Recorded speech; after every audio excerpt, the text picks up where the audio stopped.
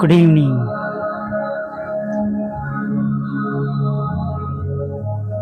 સાની સલામ.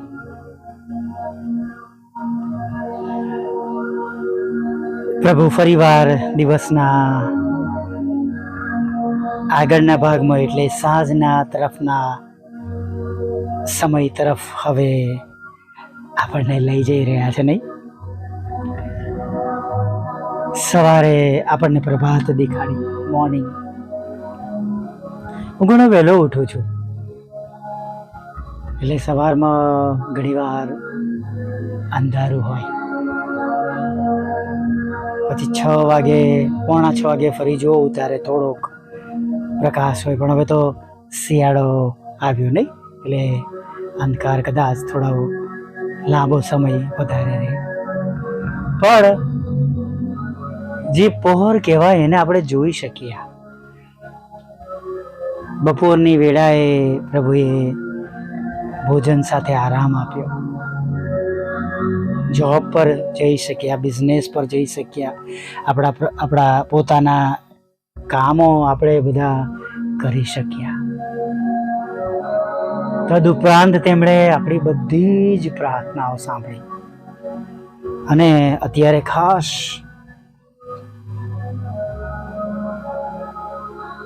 આ સમય આપ્યો, સંધ્યા સમય, કે આપણે તેમનું ભજન કરીએ.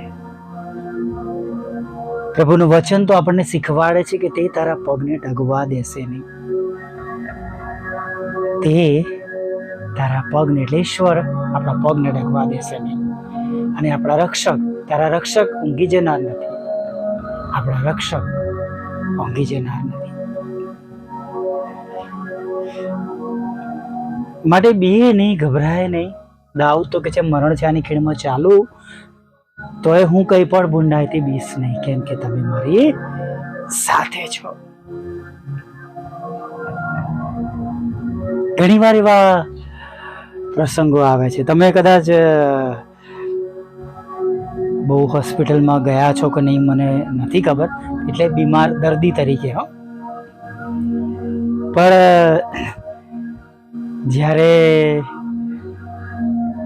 મારું ઓપરેશન હોય અને સવારમાં વહેલા આવે, લગભગ 7 વાગે બધાના કપડાં મૂકી દે, બધાના પલંગ પર. પછી આપણે જઈને એ ઓપરેશનના કપડાં, ડ્રેસ ચેન્જ કરવાનું. 7, 7:15 તૈયાર થઈ ગયા હોય, 9, 9:30નો ટાઈમ આપ્યો હોય, ઘણીવાર 10 પણ થાય, ઘણીવાર 11 પણ થાય. પછી જાણે આપણો નંબર આવે એટલે આપણને સ્ટ્રેચર પર ત્યાં આગળ સુવડાવીને એ લોકો લઈ જાય. એટલે ત્યાંથી પાછા બીજી રૂમમાં લઈ જાય, અને બીજી રૂમથી ફરી પાછા જ્યારે ઓપરેશન ટેબલ ખાલી થાય એટલે ત્યાં લઈ જાય. જે સમય જે હોય ને, આપણો હાર્ટબીટ્સ ધક ધક ધક કરતા હોય, નહીં? અને હું એવા સમયે હંમેશા પ્રાર્થના કરું. બીજાઓને જો મારા વોર્ડની અંદર મારી સાથેના બીજા લોકોને જો, સ્ટાફ માટે પ્રભુનો આભાર માનું, ડૉક્ટર માટે, એમના સહાયકો માટે, એમની સહાયક ટીમને માટે. સામાન્ય તમને ગભરાહટ જેવું તો રહે. ઘણા બધા લોકોનું બ્લડ પ્રેશર વધી જતું હોય, નહીં? મારા પપ્પા જ્યારે હયાતીમાં હતા ત્યારે એમને એક આંખનું ઓપરેશન કરવાનું હતું, ત્યારે મને ડૉક્ટરનો ફોન આવ્યો, તમે એમને સમજાવો કે તો ટેબલ પરથી ઊભા થઈ ગયા છે, ઓપરેશન ટેબલ પરથી.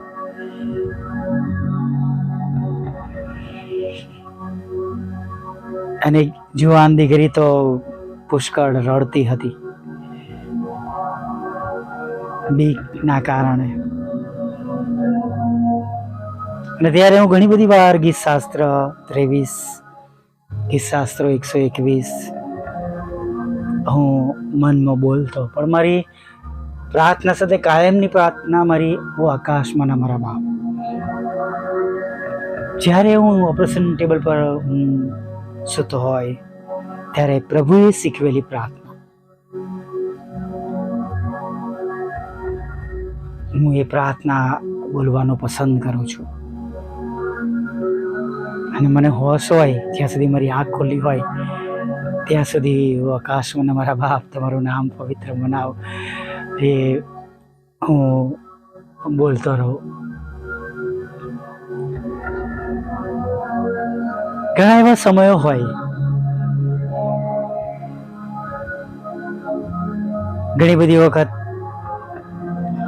રિઝલ્ટ લેવા જનાર બાળકના પગો જલ્દી ઉપડતા હોય ના હોય ને, કે અત્યારના બાળકો તો જો કે દોડીને જાય છે, ઝડપથી જાય છે, પણ આપણા સમયમાં તો બીક લાગે નહીં.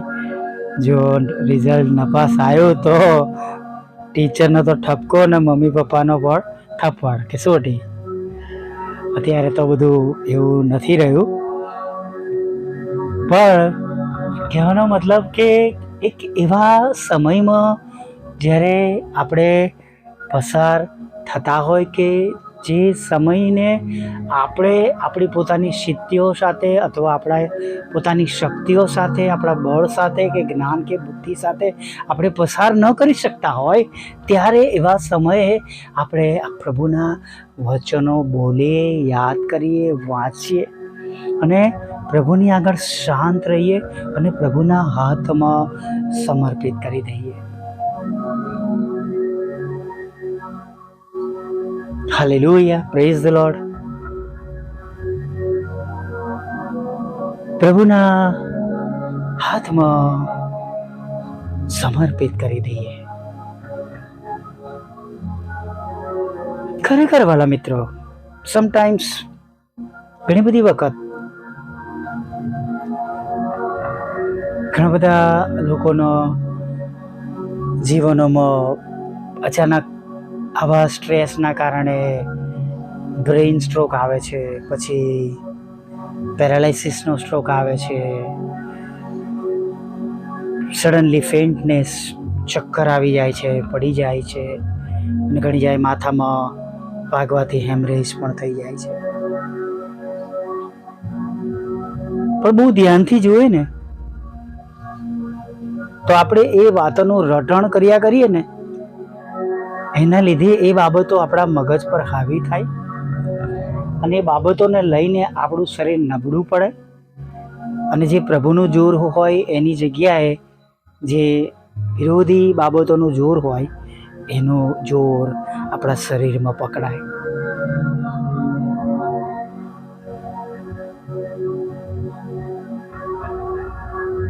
મારા મમ્મી ચોક્કસ, જો કે એમના પાછલા સમયમાં બહુ જ પ્રભુમાં તેઓ સ્ટ્રોંગ હતા, હંમેશા મારી ચિંતા કરે. બંને મમ્મી પપ્પા બંને મને છેલ્લા દિવસોમાં એમના કહેતા હતા, તે અમારી એક વાત ના માની તે ફરી લગ્ન ના કર્યા.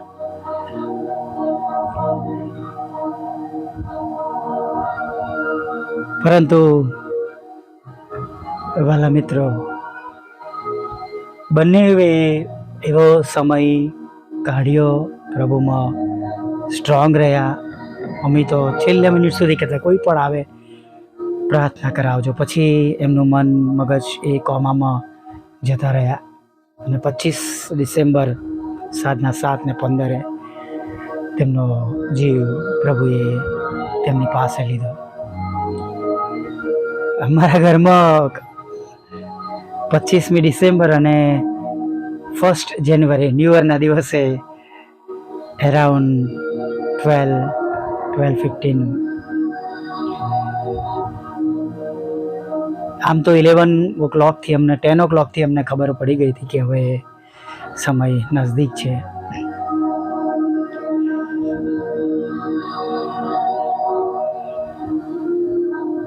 પરંતુ વાલા મિત્રો, હું જે કહેવા માંગુ છું કે તમે જે તે સમયમાંથી પસાર થતા હોય,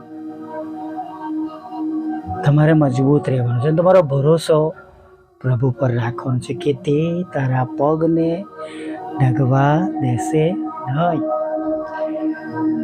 તારા રક્ષક ઊંઘી જનાર નથી. Hallelujah, praise the lord.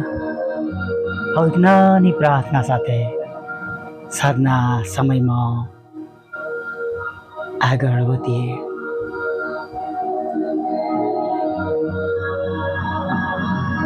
વાલા પ્રભુ, અમે તમારી સ્તુતિ કરીએ છીએ અને અમે તમારો ખૂબ ખૂબ આભાર માનીએ છીએ. અને પ્રભુ, આભાર માનતા, સ્તુતિ કરતા, આરાધના કરતા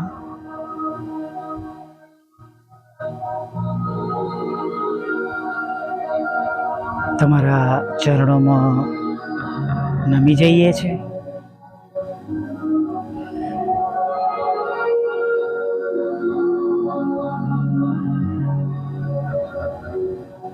ખરેખર પ્રભુ, તમે અમારા એવા ઈશ્વર છો. આખો દિવસ તમે અમારી સંભાળ લીધી, કાળજી લીધી, અમારી દરકરાર કરી પ્રભુ. ખોરાક અને વસ્ત્ર, અન્ન પાણી આપ્યા, અમને તંદુરસ્ત રાખ્યા અને પ્રભુ એક અનેરો આશીર્વાદ આપ્યો કે અમે અમારા કુટુંબ અને અમારા પરિવાર સાથે અમે બધા જીવતાઓની ભૂમિમાં ગણાયા છે. સાથે પ્રભુ તમારી આગળ નમ્યા છે ત્યારે ખાસ વિનંતી કરીએ છીએ પ્રભુ, જેવી રીતના તમે દિવસે અમારી સાથે હતા, હવે આગળ પણ તમે અમારી સાથે રહેજો. વિશેષ પ્રભુ માદાઓને તમારી પાસે લાવીએ છીએ, તમે તેમને સાજા કરજો પ્રભુ. માંદગી શરીરને, મનને, હિંમતને, મનોબળને તોડી નાખે છે પ્રભુ. અમે તમને વિનંતી કરીએ છીએ પ્રભુ, જે તે ઉંમરમાં તમારા દીકરા દીકરીઓ, બાળકો, વૃદ્ધો, વડીલો, જુવાનો હોય અને જે કઈ પ્રકારનો રોગ હોય પ્રભુ, અમે 39 ફટકાને યાદ કરીએ છીએ. તેઓના માટે અમે એનો દાવો માંડીએ છીએ પ્રભુ. અને પ્રભુ, અમારો દાવો તમારી આગળ સાર્થક થાય અને તેમની સર્વ પ્રકારની બીમારીઓ, રોગ, નાનામાં નાનો, હા પ્રભુ, જાય માથાના વાળથી લઈને પગના અંગૂઠા સુધીમાં રહેલા સગળા રોગો ઈસુ નાઝરીના નામમાં, એમના 39 ફટકામાં, મારમાં શુદ્ધ થઈ જાય, સાજા થાય. સાથે સર્વ પ્રકારના પાપોની માફી પણ આપો પ્રભુ. અમારા બધાના પાપો અમે માફ કરો એવી વિનંતી કરીએ છીએ. હા પ્રભુ, જાણી જોઈને અમે પુષ્કળ પાપ કર્યા છે, એને પણ તમે માફ કરો એવી અમે વિનંતી કરીએ છીએ પ્રભુ. ઘણા બધા ઘરોમાં લડાઈ ઝઘડા, કૌટુંબિક સમસ્યાઓ અને પ્રભુ એવી પણ ઘણી બાબતો છે, જમીનની છે, મકાનની છે, પ્રોપર્ટીની છે પ્રભુ, ભાઈ બહેનો મધ્યે છે પ્રભુ, જૂની અદાવતો છે પ્રભુ, પતિ પત્નીના લડાઈ ઝઘડા છે, બાળકો મધ્યના લડાઈ ઝઘડા, સામાજિક ને આત્મિક ને પ્રભુ, અડોશ પડોશમાં અને સોસાયટીના અને પ્રભુ પારિવારિક દુશ્મનીઓ પણ પ્રભુ, લડાઈ ઝઘડા તમે દૂર કરજો. કોર્ટ કેસ, FIR ખોટા તોમતોને તમે ખાલી જ કરજો. ફેમિલી કોર્ટની અંદર પતિ પત્ની એક બને એવી પણ અમે પ્રાર્થના કરીએ છીએ પ્રભુ. સાથે પ્રભુ અમે પ્રાર્થના કરીએ છીએ પ્રભુ, જેમને જોબ છે એમને જોબને આશીર્વાદ આપો, જેમની પાસે કોઈ જોબ નથી તેમને પણ તમે જોબ આપો, તેમના આવકના રસ્તાને પ્રભુ તમે આશીર્વાદિત કરો પ્રભુ. લગ્ન જીવનનો આશીર્વાદ આપો, લગ્નનો આશીર્વાદ આપો, બાળકધનનો આશીર્વાદ આપો પ્રભુ. વિદેશ જવાના માટેના તેઓના સર્વ રસ્તાને તમે ખુલ્લા કરો, આશીર્વાદિત કરો. જુદી જુદી પરીક્ષામાં પાસ કરો, IELTSના બેન્ડ આપો, પ્રમોશન માટે, ભણવાના માટે અને જે તે માટે તેઓ જે પરીક્ષા આપે છે તેમાં તેઓ પાસ થાય એવું તમે થવા દેજો પ્રભુ.